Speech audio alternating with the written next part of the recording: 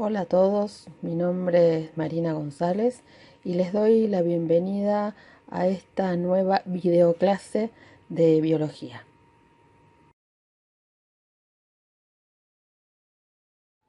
En esta oportunidad vamos a trabajar en profundo sobre el ciclo celular.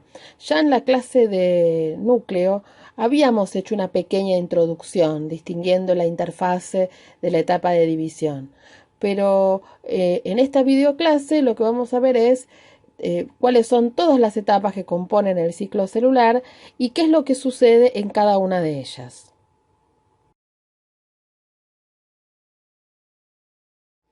El ciclo celular consiste en toda la serie de acontecimientos, sucesos o eventos que tienen lugar en una célula durante su crecimiento y posterior división. El ciclo celular ya habíamos adelantado que se divide básicamente en dos grandes etapas: la interfase, que es el periodo más largo del ciclo celular, y la división celular, que consiste en un momento muy breve del ciclo. Como la interfase es un periodo muy largo, lo vamos a subdividir en tres momentos que se denominan en orden: fase G1, que es con la que el ciclo comienza, fase S y fase G2. Al finalizar la fase G2, culmina la interfase y la célula ingresa en el periodo de división celular. La división celular va a transcurrir en dos etapas. Una primera etapa que se denomina cariocinesis o división del núcleo, va a ser el momento donde se va a repartir el ADN entre lo que van a ser las células hijas, y posteriormente, con lo cual ya culminaría este ciclo celular, la citocinesis o división del citoplasma. Como pueden ver en la imagen, la célula va experimentando cambios a lo largo del ciclo celular. El ciclo comienza con unas células que tienen una determinada masa y fíjense cómo esa masa va aumentando a lo largo de la interfase. Y cuando la interfase culmina, esa célula se va a dividir y va a generar células hijas.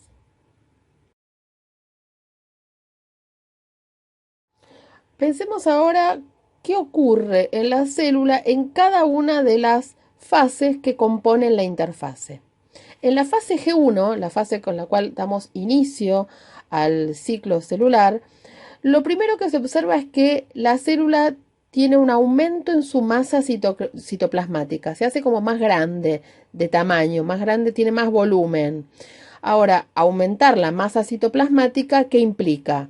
Que se van a formar nuevas organelas, que se van a formar nuevos componentes celulares, se formarán nuevas mitocondrias, nuevos cloroplastos, se formarán más retículo rugoso, más sistema de Golgi, se van a formar más ribosomas. Ahora, ¿para qué hace esto? ¿Por qué ocurre este fenómeno? Esta célula en algún momento futuro va a dividirse, con lo cual va a tener que repartir todo lo que tiene entre las células hijas. Y ese repartir va a tener que ser lo más equitativo posible, de manera que cada célula hija cuente con una dotación de organelas y de estructuras celulares con las cuales comenzar su propio ciclo celular. Ahora, llevar adelante la síntesis de nuevas organelas, construir nuevos ribosomas, todo esto que implica el aumento de la masa citoplasmática, tiene como correlato que hay una intensa síntesis de proteínas para construir y hacer frente a todas estas construcciones de organelas nuevas y de estructuras nuevas. Evidentemente la célula va a tener que sintetizar una gran cantidad de proteínas. Y ustedes ya saben, por lo que vimos en clases anteriores, que cuando una célula sintetiza proteínas, está expresando genes. Expresar genes que implica que hay transcripción y traducción.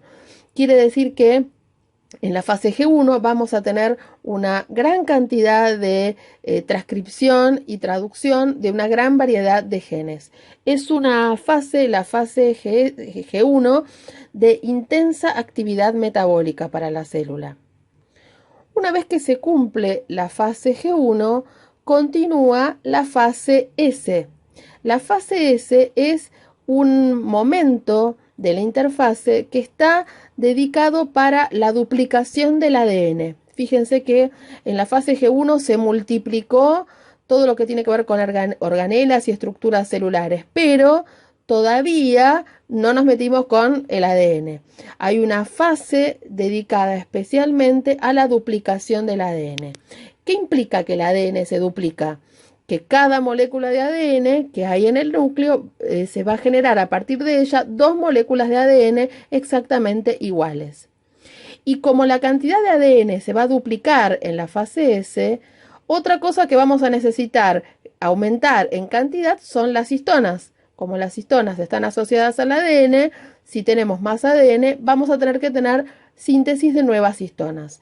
Por lo tanto, en la fase S también va a haber transcripción y traducción, pero en este caso puntualmente para las histonas. Continuamos con la fase G2. La fase G2 es una fase previa a la división celular, con lo cual en esta etapa la célula se va a preparar para una división inminente. ¿Y qué implica que la célula se prepara para la división?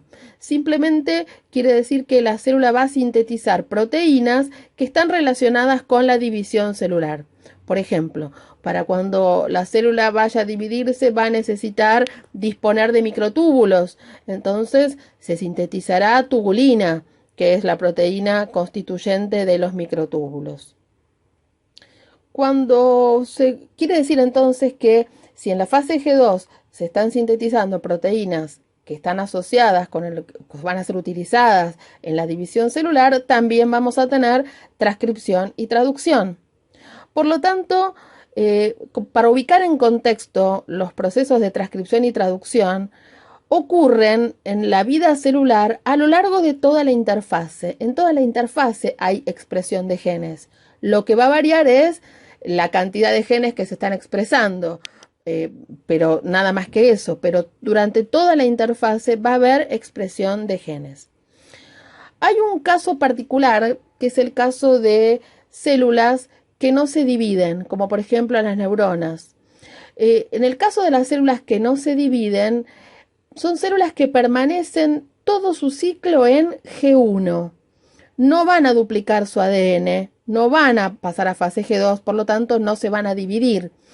A ese tipo de células que de alguna manera están fuera del ciclo porque no transcurren por todas las etapas que acabamos de mencionar, decimos que son células que están en G0. Van a permanecer todo su ciclo celular en la etapa G1. Cuando una célula logra cumplir con la etapa G1 y pasa a la fase de duplicación del ADN, pareciera que hay un camino irreversible a que esa célula en algún futuro se vaya a dividir. Por eso, las células que quedan todo su ciclo en G1 son células que no se dividen nunca.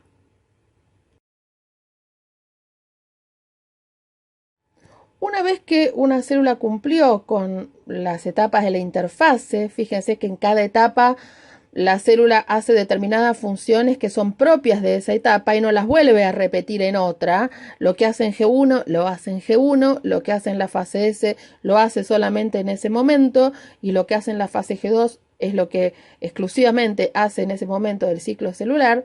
Una vez que todo eso está cumplido, la célula ingresa en periodo de división celular. La división, básicamente, ¿qué va a consistir? En repartir todo lo que se generó durante la interfase entre las células hijas. Cada una de las células hijas, resultado de la división celular, comenzará con su propio ciclo celular, en G1. La división puede ser, hay dos tipos de división posibles, por mitosis o por meiosis. Cuando veamos las clases de división celular, veremos en qué casos se da la división mitótica, en qué casos se da la división meiótica y cuáles son sus consecuencias. Pero algo que nosotros ya sabemos es que al momento de la división, cuando una célula ya sale de la interfase e ingresa en periodo de división, lo primero que observábamos era que la cromatina experimentaba un cambio fundamental donde veíamos que toda la cromatina se compactaba progresivamente hasta alcanzar el máximo grado de compactación, que era el momento donde los cromosomas para nosotros eran ahora claramente distinguibles. Si bien los cromosomas están presentes durante toda la interfase, estaban en un estado mucho más disperso y no los podíamos distinguir claramente uno de otro. Pero cuando la célula entra en división, toda la cromatina se compacta, los cromosomas se compactan a un grado extremo y son realmente visibles y distinguibles para nosotros.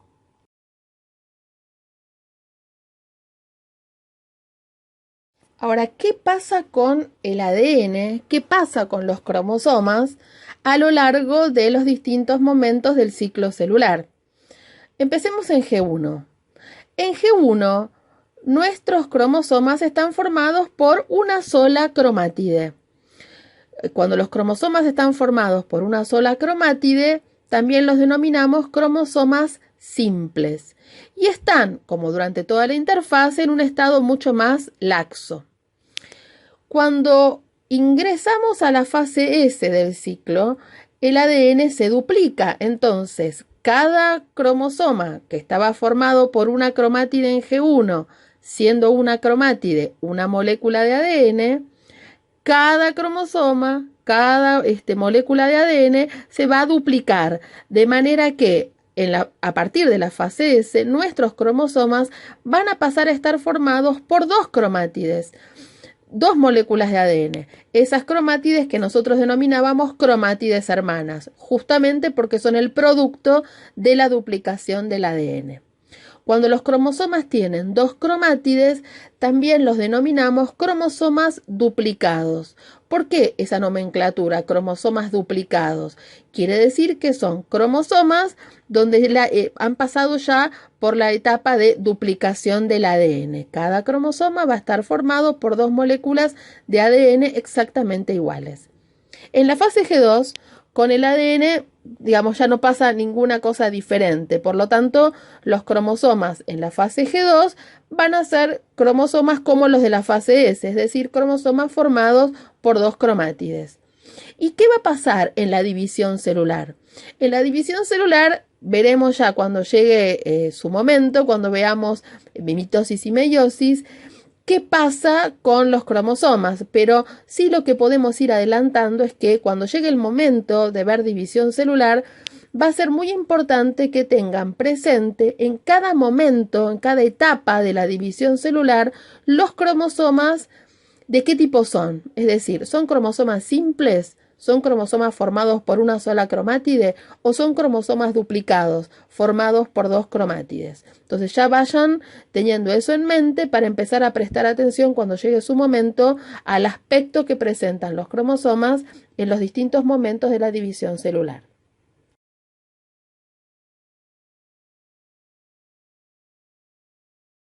Vamos a reforzar esta idea de pensar cuántas moléculas de ADN, cuántos cromosomas tengo, si son cromosomas simples o son cromosomas duplicados, en los distintos momentos de la interfase, a partir de un pequeño ejercicio. Ejercicios como este que les proponemos en esta oportunidad es muy frecuente encontrar en los exámenes, por lo tanto es importante prestar atención y entender claramente qué es lo que sucede. Supongamos que tenemos una célula 2n igual a 4. ¿Qué quería decir que una célula es 2n igual a 4? En primer lugar, quiere decir que tiene 4 cromosomas. Y que sea 2n implica que esos 4 cromosomas los podemos agrupar en dos pares de cromosomas homólogos. Pero ahora, para este ejercicio nos importa prestar atención a la cantidad total de cromosomas que hay. En este caso, 4. La pregunta es, ¿cuántos cromosomas y cuántas cromátides o moléculas de ADN podemos encontrar en los distintos momentos de la interfase? Vamos uno por uno. En la fase G1, la cantidad de cromosomas que vamos a tener es 4. De hecho, la cantidad de cromosomas no va a cambiar en la interfase. Lo que sí va a cambiar es el aspecto de nuestros cromosomas, si son simples o si son duplicados. En G1, los cromosomas habíamos dicho que son cromosomas simples, es decir, cromosomas formados por una sola cromátide. quiere decir que si tenemos 4 cromosomas formados por una sola cromátide cada uno, quiere decir que el total de cromátides que vamos a tener en esta célula en la fase G1 es 4. Cuando pasamos a la fase S, vamos a seguir teniendo 4 cromosomas, pero la diferencia que van a tener estos 4 cromosomas con respecto a los 4 cromosomas que cuando estaban en la fase G1 es que en esta oportunidad los cromosomas van a ser cromosomas duplicados, es decir, cromosomas que cada uno va a tener 2 cromátides. Entonces, si yo tengo en la fase S, cada cromosoma tiene 2 cromátides y tengo en total 4 cromosomas de 2 cromátides cada uno, entonces en esta oportunidad vamos a tener 8 cromátides, 8 moléculas de ADN. ¿Y qué va a pasar en la fase G2? ¿Se acuerdan que hace un momentito decíamos que en G2 los cromosomas presentan el mismo aspecto que en la fase S? Es decir, que en G2 van a seguir siendo cromosomas duplicados, cromosomas formados por 2 cromátides. Tenemos 4 cromosomas de 2 cromátides cada uno de ellos, quiere decir que en total vamos a tener 8 cromátides u 8 moléculas de ADN.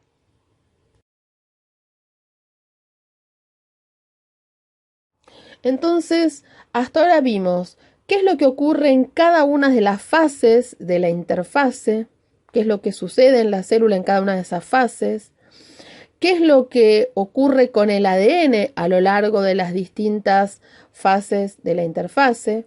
Hicimos también una introducción de lo que sucede en la fase de división, pero por lo pronto vemos que una vez que la célula cumple con lo que tiene que hacer en una fase, pasa a la fase siguiente. Lo que vamos a ver en la próxima videoclase es ver cómo se regula el pasaje de una fase a la siguiente. Lo que vamos a trabajar es sobre la regulación o el control del ciclo celular.